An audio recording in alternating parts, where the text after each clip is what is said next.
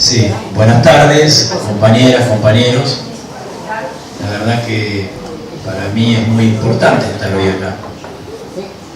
Lo es porque creo que todas las acciones cotidianas que hacemos, por lo menos desde el lugar que me toca a mí ejercer la militancia como forma central, claramente está lleno de lucha, de orgullo, pero tiene algunos límites que me parece tenemos que empezar a discutir para dejar de pelear por perder lo menos posible y empezar a construir escenarios que tengan que ver con la posibilidad de ganar.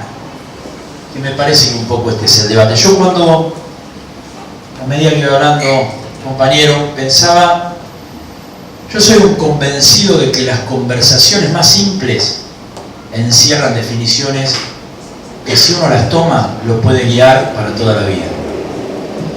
Yo voy a hablar desde mi experiencia sindical. No voy a afirmar una salida de la crisis de representación de la democracia. Supongo que está planteada en términos de una crisis que porque no resuelve los problemas del pueblo. Supongo que debe tener que ver con eso, ¿no? Porque representantes hay, los vota la gente, el problema es que no son capaces de resolver el conflicto social de manera favorable para los sectores populares. Lo primero que quiero decir es que, para mí, los límites que plantea esta democracia se resuelven con más democracia. Me parece que es la primer definición, porque así marcamos la cancha. Porque en momentos de crisis, donde la representación institucional se va disociando de la posibilidad de resolver los problemas de la gente, podemos plantear que vuelva a los 14.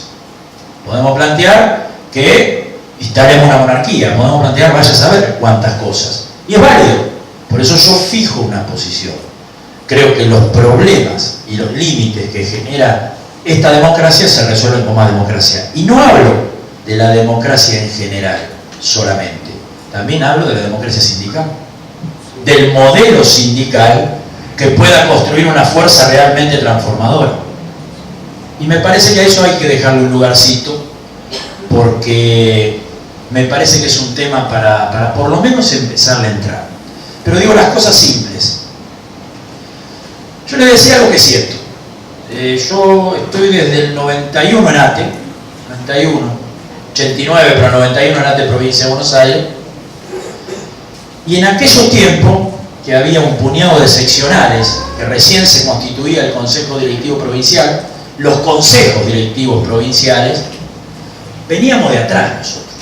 Nosotros, con que nos dieran bola los compañeros, yo soy trabajador del Hospital de Niños de La Plata, con que nos escucharan los compañeros, no que nos dieran la razón, que nos escucharan ya era un triunfo, porque jugábamos de atrás, estábamos recién reconstruyendo una organización que fue orgullo en la historia del movimiento obrero, pero que fue hecha pelota por la dictadura y sus socios internos.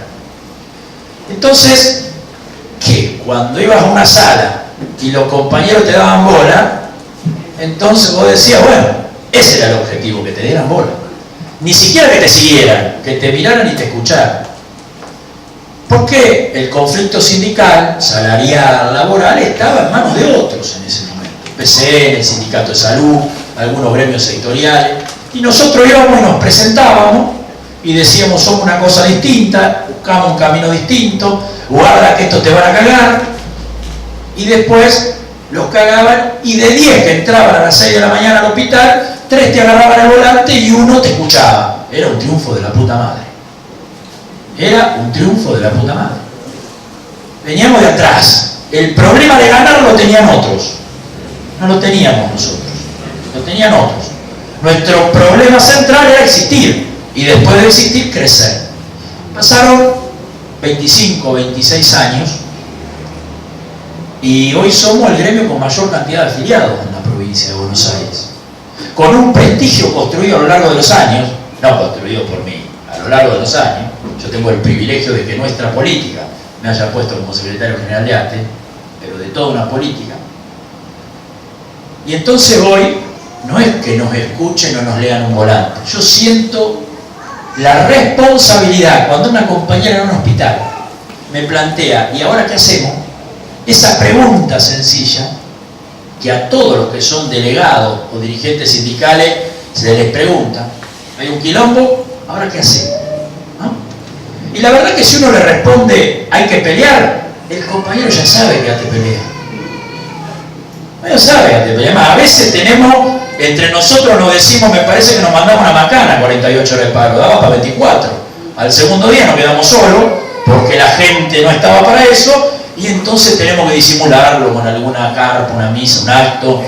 O sea, que te pelea, no está en duda. Que el pueblo argentino pelea, tampoco está en duda. Que cuando hay ajuste, nuestra gente pelea, es visto en el mundo. A mí me tocó una charla de casualidad, casi fui al OIT con una delegación, y vamos a comer a la noche. Entonces todos se conocían desde hace tiempo.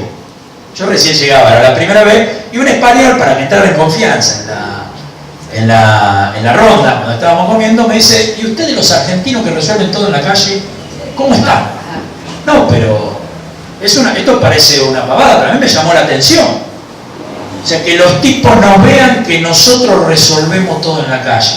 Entonces les pregunté, y me decía, ¿y si hasta la derecha necesita ganar la calle para disputar con los sectores populares? O sea, el pueblo argentino, cuando hay ajuste, pelea. Eso también está claro. Nosotros somos una expresión combativa del sindicalismo en la Argentina desde hace mucho tiempo.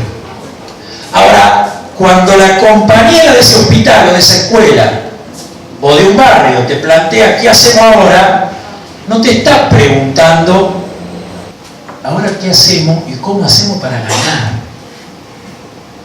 Este es el planteo de los compañeros y compañeras en los sectores de laburo, en cada uno de los sectores de laburo. Porque si nosotros nos ofertamos un camino que nos permita transitar y que merezca la pena soñar que se puede ganar, nadie pelea para perder. Nadie pelea para morir. En todo caso, si en la pelea tiene que morir, muere con gloria, pero no pelea sabiendo que va a morir. Pelea para vivir y vivir mejor. Entonces esa pregunta simple nos obliga a plantear los límites de nuestro crecimiento y los nuevos desafíos que para nosotros, por lo menos para mí, son fundamentales. A esa pregunta de qué hacemos para ganar, porque si nosotros no somos capaces, para mí, de tratar de mostrar un camino que se sienta que es posible de transitarse, con posibilidad de ganar, nuestro pueblo sobrevive. No es que son jodidos, no es que son traidores, que sobrevive, hay que darle comer a los pibes. Y entonces, ¿qué es lo que está pasando hoy? No es que nuestra gente en el Estado provincial no esté progresivamente de acuerdo con lo que nosotros planteamos, que es necesario salario, que es necesario personal. Cada vez tenemos más consenso, pero no para masivamente la gente. ¿Por qué? Porque no ve que hoy se pueda resolver la cosa y por lo tanto sobrevive.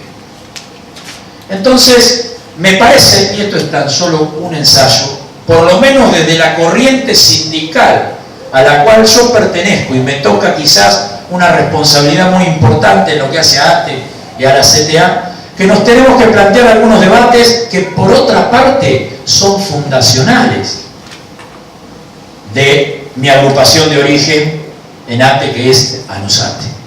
Decía Víctor, varias veces lo ha dicho, decía que cuando crearon ANUSATE, no lo crearon para recuperar ATE de las manos del colaboracionista de la dictadura y ponerla al servicio de la resistencia, de la ofensiva del Estado patrón. No solamente para eso, obviamente que para eso está el sindicato, sino para ponerlo al servicio de la construcción de una estrategia, de una corriente de la clase trabajadora que sueña construir poder para gobernar la riqueza que genera.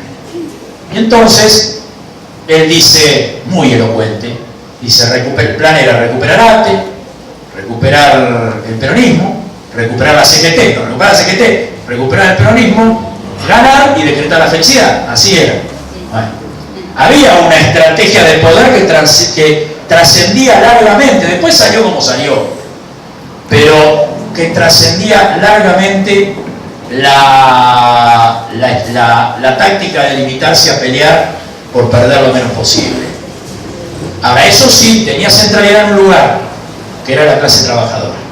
Más allá de la composición, o teniendo en cuenta la composición de aquellos que trabajan desde la tecnología de su casa, de los precarios, los desocupados, los estables, los privados, los cuentapropistas y demás, teniendo en cuenta esa composición, pero con la centralidad en la clase trabajadora. Entonces,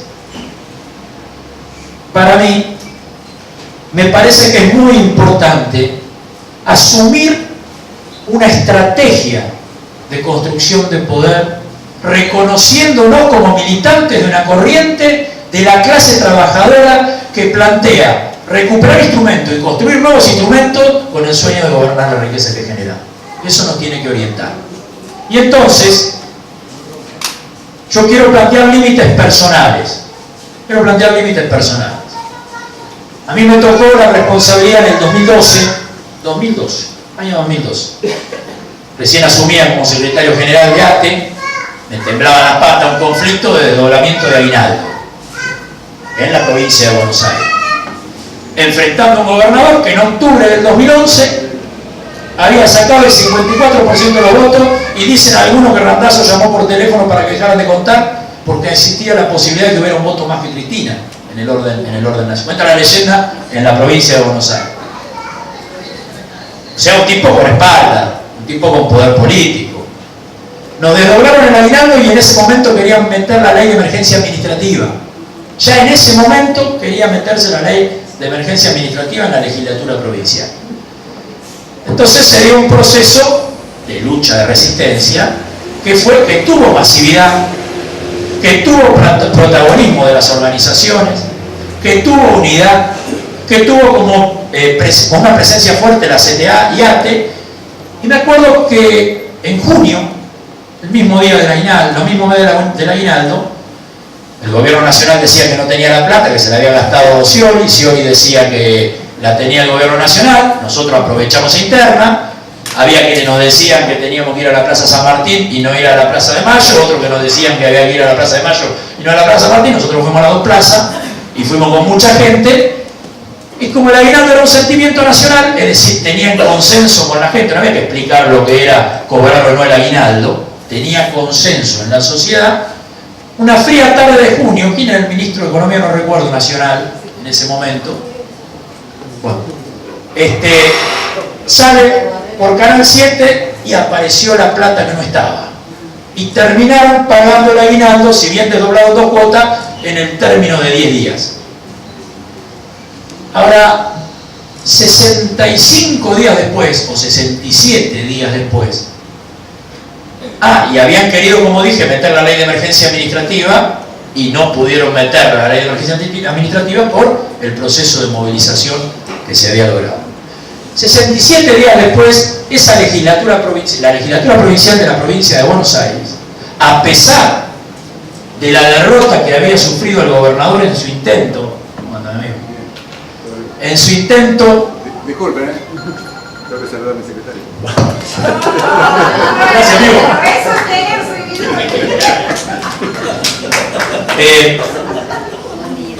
Me sacó. Decía, 67 días después, la legislatura votó un presupuesto que nada tenía que ver con la demanda del conjunto de las organizaciones populares bonaerenses. Votó disminución en el presupuesto de salud, en el presupuesto de educación, en el presupuesto de niñez. Votó disminución en las partidas de otras áreas que eran sumamente importantes y que habían estado en debate público durante el proceso de lucha. O sea, es más, consolidó el proceso de ajuste en la legislatura provincial, y lo que habíamos construido en la pelea callejera terminó siendo arrebatado en la legislatura provincial por la representación política. Digo, lo dejo como dato porque es un dato para tener en cuenta. Muestra claramente los límites a la respuesta a esa compañera que te dice, ¿ahora qué hacemos para ganar? No alcanza con tener un proceso de lucha popular callejero si no tenemos capacidad de reflejarlo en la representación política que haga que el Estado se direccione hacia la demanda popular. Por lo tanto, si bien estamos orgullosos de ser parte importante de las resistencias y estamos orgullosos de estar todos los días en la calle peleando, me parece que por lo menos tenemos que asumir el desafío de transitar otros espacios de pelea. Una elección es la asamblea más grande que hay en el país. Millones de compatriotas, porque, a ver, uno puede ocupar espacios de poder o por una revolución armada o armando la lista de concejales, diputados o senadores, digo, por ahí hay otra vía, pero digo, en esto yo no tengo mucho conocimiento, pero por ahí hay otra vía. Lo que sí digo, que como acá estamos en un proceso en el cual la democracia, aunque limitada, ha triunfado, por eso la derecha tiene que pasar por el voto popular, paradójicamente. Antes entraba con las botas y la indiferencia de un sector importante de la gente. Sin embargo, hoy, paradójicamente, la derecha tiene que entrar incluso por el voto popular. Nos remitirá a nosotros cómo hacemos, qué es lo que hemos hecho para que la derecha suba por el voto popular y nosotros no seamos capaces de enamorar con un proyecto a quienes decimos representar desde los sectores populares. Y esto no lo digo como chicana, lo digo como un desafío urgente que tenemos que tener entre nosotros. Pero decía, por lo menos hay otros espacios de discusión, debate y de disputa. Yo creo que es necesario, en primer lugar, recuperar la capacidad de iniciativa política de la clase. Porque hoy lo que tenemos es un proceso de resistencia popular al avance del modelo, pero lo que tenemos es ausencia en el debate político nacional de una propuesta de la clase que vuelva a enamorar a los trabajadores y trabajadoras, que le ofrezca una capacidad de alianza a otros sectores populares. No es nuevo esto, no es nuevo. Los 26 puntos de la CGT, con Saúl Ubaldini a la cabeza, expresaban eso, una salida de la crisis que vivía el pueblo argentino desde el lado de los trabajadores, que planteaba desde el no pago de deuda externa hasta otra distribución de la riqueza. El seguro de empleo y formación, la asignación a la niñez, la asignación a la vejez de la CTA de los 90, planteaba una salida a la crisis distinta a la del ajuste infinito o entre el ajuste gradual o el ajuste feroz, que es lo que se debate en términos de los grupos de poder. Por lo tanto, se hace importantísimo, a mi entender, poner en debate una propuesta de salida de la clase. Yo estoy muy contento del Congreso de la CTA del 16.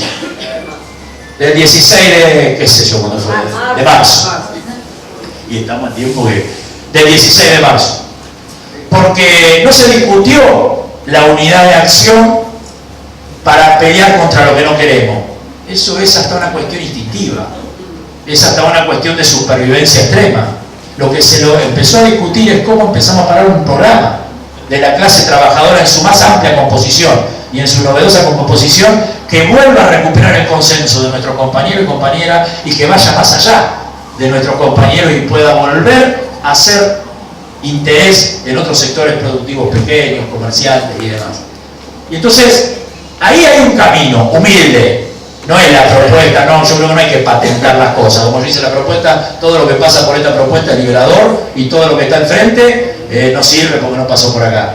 Una humilde propuesta de la CTA, algunos ejes propositivos que ni siquiera son nuevos, que vienen desde hace tiempo para poner en debate entre la clase y poder nutrirlo, me parece que es un camino. Ahora, nosotros no estamos como estamos por ausencia de propuesta, me parece.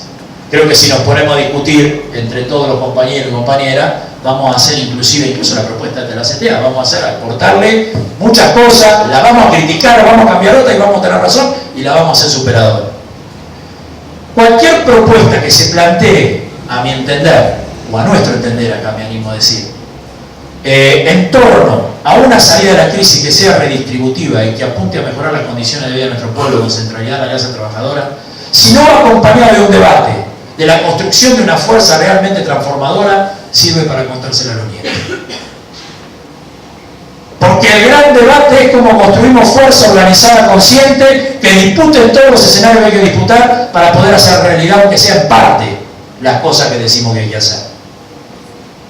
Y entonces sí me quiero detener en algunas cosas que son propias. Porque el otro día miraba cómo se manejaban algunos sindicatos, ¿no? Para hablar de la democracia de lo propio, para no hablar de otros ámbitos, la democracia de lo propio. Había Yo no hace mucho tiempo me enteré que era una frase de Jorge Acedo, pensé que era tuya, que decía que en la Argentina se puede elegir presidente, se puede elegir diputado, presidente de un club de fútbol, se puede elegir, lo menciono en cuanto al lugar, voy porque, andar redondeando, ya lo voy, porque me parece importante,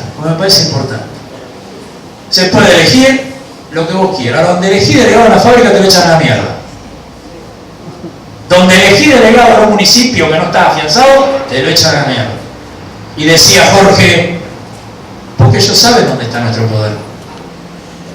Nuestro poder no está en el sindicato solamente. En todo caso, la sede sindical es la expresión de un poder, pero el verdadero poder está en el sector de laburo. El verdadero poder es el que es capaz de construirse en cada uno de los sectores donde se genera la riqueza. Y me parece que el tema de la democracia, la libertad y la democracia sindical es una definición estratégica para quienes estamos en la militancia sindical a desarrollar. No se va a conseguir una fuerza transformadora si hay sindicatos que para armar una lista opositora tiene que haber 5 provincias del oficialismo que la habiliten.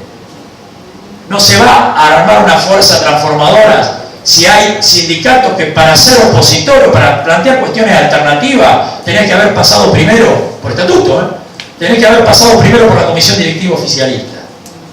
No se va a construir una fuerza transformadora si hay sindicatos que avalan que el secretario general es el que legaliza o no una asamblea en el sector de trabajo. O sea que el modelo sindical es clave. Y es tan clave como profundizar la democracia en todo el país. Porque supongamos, con esto termino, ya termino. Supongamos que el mejor de nosotros hoy es presidente, fruto de una elección en donde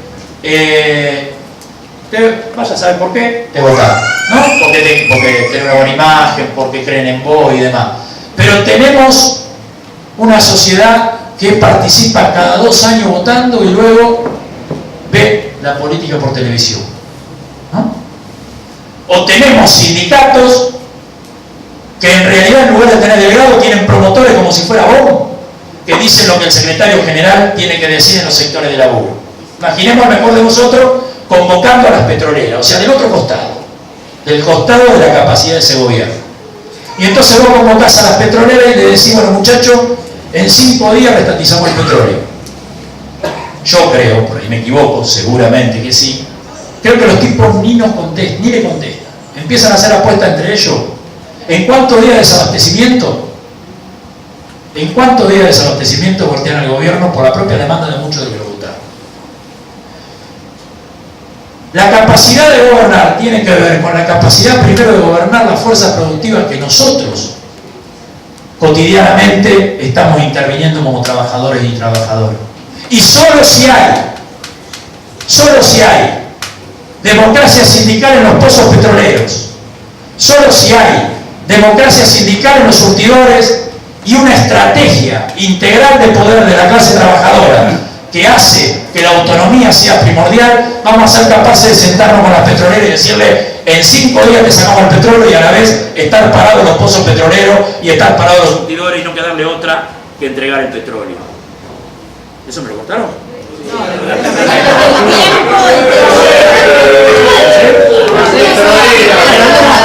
Algunas cosas.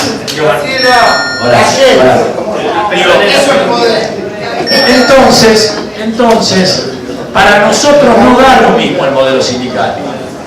Nosotros entendemos que, es más, hoy el debate es la unidad de acción, ¿no? La unidad de acción.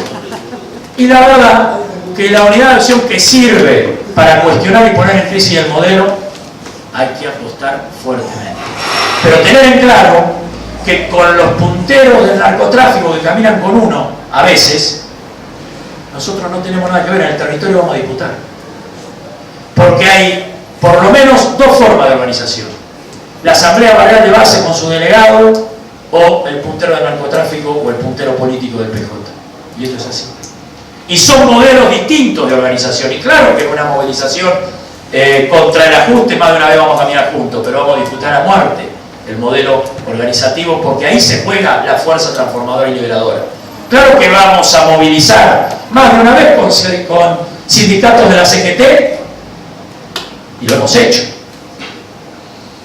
Pero bueno, la foto que me sacaron, la foto que me pusieron a Balcedo, cuando lo metieron preso, tenía al lado a mí, a Rodrigo Varadero. No hay problema en moverse, en movilizarse con otros. El tema es el para qué, pero tener claro que nosotros vamos a disputar a muerte el modelo sindical. Que vamos a disputar a muerte la posibilidad de que el paro lo decida el sector de trabajo, no el secretario general. De que haya delegado a los puertos para que cuando tengamos que parar con poder real no salga nada en la exportación y apretemos en serio y condicionemos el ciclo económico.